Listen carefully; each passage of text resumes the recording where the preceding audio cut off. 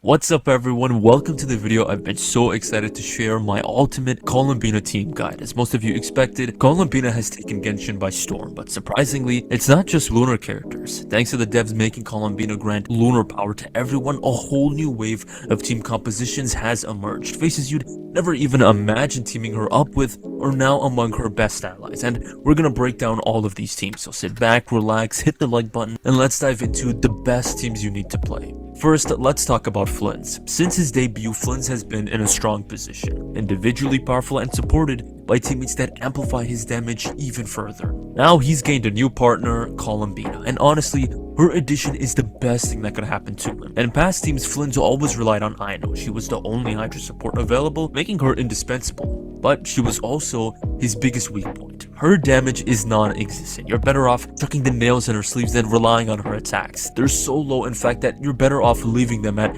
level 1. Columbina, on the other hand, could not be more different. Her personal damage output is impressive, her skill hits hard, scales well, and she benefits from a ton of crit rate in her kit. For Flins, this means a serious boost in damage. But to be fair, this is not the complete picture of Ino and even Columbina, which really makes you appreciate just how much she does. Ino makes up for her lack of damage with her buffing potential, adding 120 EM to the team through Silken Moon, and she grants even more EM to the team with her cons and raises Lunar damage by 35% at C6. These buffs are huge, making her low damage nothing but an afterthought. However, Columbina's contribution dwarfs Ino's. Bina also uses for Silken Moon, which, if you don't know why, you should check out my full guide on her. Nevertheless, arguably even better than EM, Columbina brings with herself a whole other set of strength, this being reaction enhancements. Her skill alone sees multiple extra hits of Lunar Charge, yielding a dramatic gain in damage.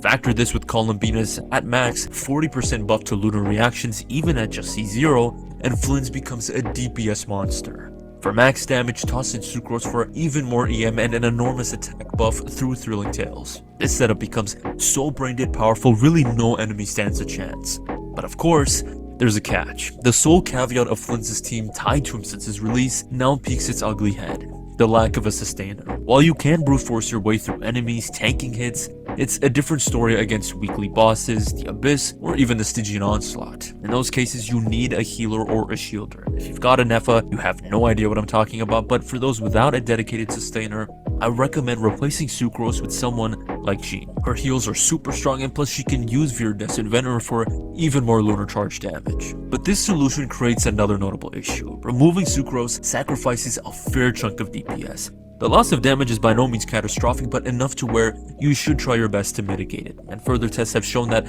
a great way to do so is to only use Jean's burst when needed. Since her damage is restrained by her support-oriented build, casting her burst often is a DPS loss. Next up, let's explore another impressive setup thanks to Columbina, Nefers. Her improvements have genuinely impressed me, and even more so than Flins. Just as with Flins, Ino is replaced by Columbina, and the results are insane numbers. But where Columbina truly excels concerning Nefer is in her elemental burst. When cast, it activates the Moonridge Dew mechanic, marked by the little blue diamonds under her Verdant Dew. When your team exhausts all of its Verdant Dew, Moonridge Dew kicks in, acting in as an additional set of dew that can be consumed for even more charge attacks. Now this isn't just about a few extra charge attacks. As you consume Moonridge Dew or even Verdant Dew, with Nefer, Columbina, and Lauma, you apply loads of Hydro and Dendro, creating cores at a rapid rate, thereby creating Verdant Dews just as you use it. This enables you to effectively spam Lunar Blooms. With Columbina alone in her trial, my jaw dropped because I was simply expecting her to charge attack just like a few times, yet she continuously was charge attacking as though this lady's trying to cosplay Ito. Could not believe my eyes. She in total dealt 8 charge attacks, but she totally could have dealt 9. If Columbina can deal 9, imagine just how much Nefer can with just 2 of her skills. This sounds completely broken, and that's because it is. It's clear Bina's release has pushed Nefer high up in the meta. I initially skipped Nefer due to low primas, but seeing this overabundance of Dew, I really want to get her on a rerun. To maximize her performance, complete the team with Nahida for even more EM and damage, or Sucrose, who is a solid alternative though, lacks personal damage. Yet realistically, with no healer, you're generally going to opt for the likes of Kuki, Yao Yao, or even Baiju. With the two Lunar units we love, and admittedly already knew were going to be amazing with Bina, let's cover some uncharted territory in the new Lunar Crystallize. Speaking of uncharted territory, there's so many possible teams you can create with Columbina, so definitely let me know in the comments what teams you've been playing or what you really like. Anyways, for one, hands down, the best archetype of Lunar Crystallize comes in the form of Zibai. Based on what we know from her kit, as well as the fact that she is the flagship 5-star Lunar Crystallize unit, she's 1000% gonna be broken. Merely pairing her with Columbina is gonna be insanely powerful. Though where Lunar Crystallize takes a very interesting turn and comes a bit of a headache, albeit very rewarding, is when we play Crystallize based on what we have right now. The two DPSs that really shine in this new reaction is Navia and Ito. They're more than strong enough to carry teams on their own, but remarkably, this brings us to our first hurdle. To put it simply, these guys in Lunar Crystallize are almost polar opposites. On the one hand, these DPSs are carries. They want all the buffs they can get for their personal damage, since of course in that time, Geo had no reactions, thus these units made this up through high personal damage. Any sort of EM and reaction buffs did absolutely nothing for them. Alternatively, Lunar-oriented teams want high reaction buffs, as all of its damage is dealt through the reaction's powerful hits and not their personal damage, making all the buffs normal DPSs want useless for them and the team. Ultimately, this throws possible teams into a bit of a tug of war. The best course of action here is to follow Ito's hair, the middle part. You want to strike a good balance between personal damage and lunar buffing. This is tricky, but there is a few golden characters that do just this. A prime example is Goro and Zhongli, forming the #1 comp for Ito and Noelle, who yes, I have not forgotten about. Just as always, Goro significantly buffs Ito, and this is done even more so with the C6, granting 40% extra crit damage. Huge for personal damage, but also Lunar Crystallize. Just like all other Lunar reactions, Lunar Crystallize scales off of the crit of your characters. Therefore, Goro actively buffs personal damage and Crystallize as well. Zhongli does the same, but through a completely different means. With his famous shield, it's a universal shred, therefore it buffs everyone's damage in addition to lunar damage. And speaking of lunar damage, Zhongli holds a special place in Lunar Crystallize thanks to his pillar resonance. Some of you will have no idea what I'm talking about, but it does my heart good to see this old mechanic make a return. Zhongli's pillar has the ability to transfer its pillar resonance across all geo constructs on the field. The moonrifts created in Crystallize are regarded as constructs, resulting in you getting about 5 instances of passive damage every 2 seconds. Beyond this, Zhongli's attacks really help out the team. It's really only Ito being the one source of damage which does work, but having another source really makes a difference. Now, I know not everyone's built in this way, so to ease the burden off Ito, this Albedo variation saves the day, coming out as Ito's second best team. This version only loses out to the first by a small amount, and the gap gets even smaller if Zhongli is a sub DPS. But the main reason this team is so strong is all because of Albedo. This man is nothing short of insane in Lunar teams. I'll explain why very soon, but it'll blow you away. You need to play him. On par with this team is one I'm honestly even surprised I even came up with. On every end, it is filled with damage and perfectly encompasses our goal of reaching that middle ground, and it just so happens to be Navia's best team. This team has no weaknesses, and in truth, all the buffs the characters give play off each other tremendously.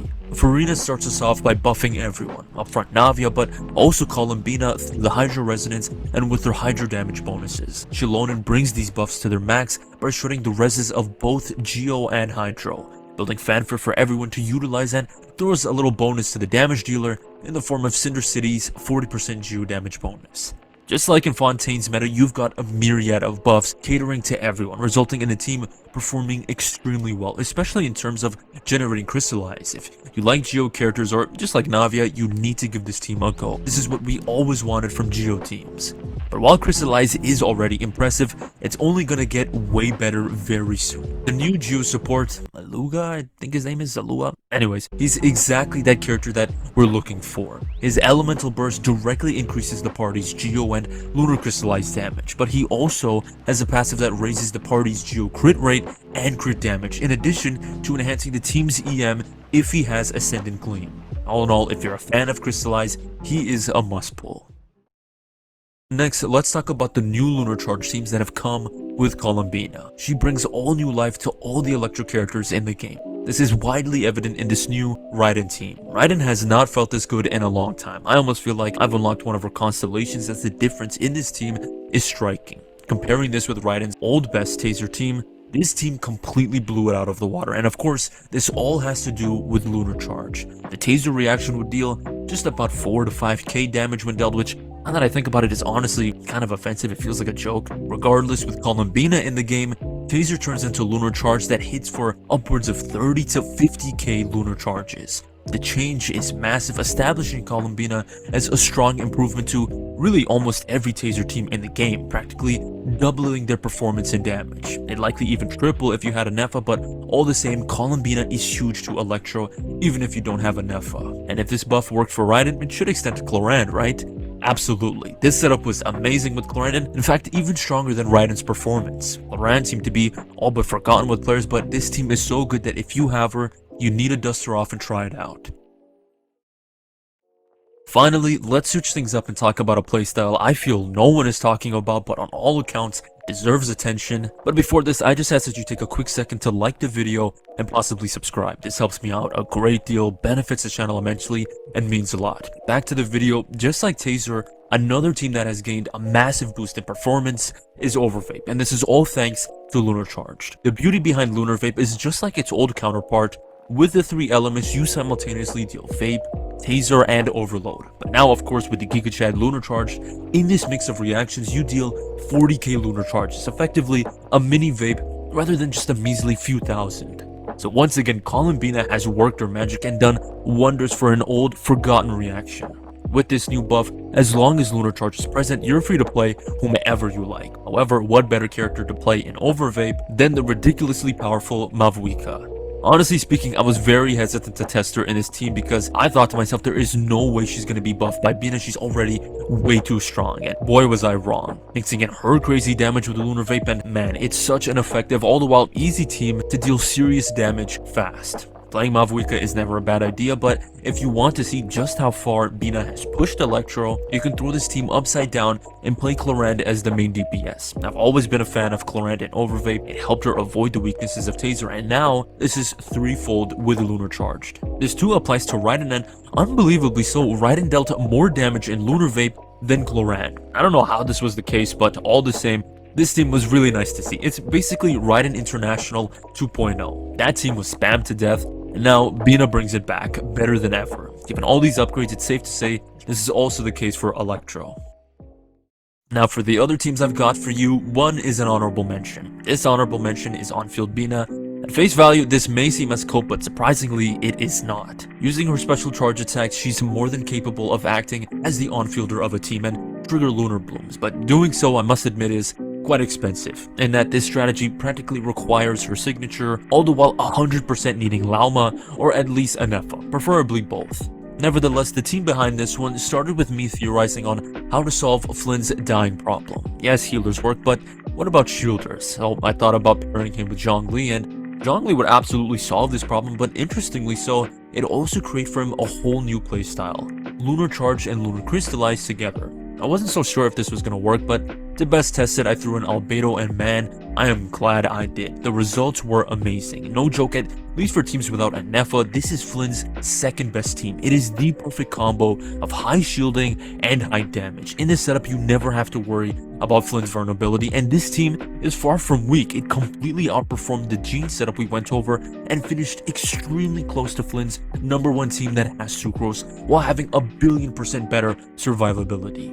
And this is no surprise, since Zhongli's shield raises everyone's damage. You've got the Geo Resonance, and of course, lo and behold, we've got Albedo, who is a must play in Lunar teams, and finally, I'll explain why. One, it has to do with his high passive damage, but even more, it's because of a broken passive talent of his. With the casting of his burst, the whole team gets 125 EM. This is basically another hit of Silken Moon's buffs. This makes him a complete beast in Lunar teams, as EM buffs are already hard to come by, but now he does his very things. He buffs Lunar reactions, all the while dealing his own high damage. It's honestly unbelievable. Before this, I would have had some choice words for this passive of his, but now it makes him brokenly versatile. I don't know if all along the devs made this passive for Lunar reactions, but finally, it has a good use. Well, everyone, this is my Columbina guide. I hope you enjoyed it, and if you did, please consider liking and subscribing, and be sure to let me know what teams you've been playing Bina in. Thanks for watching.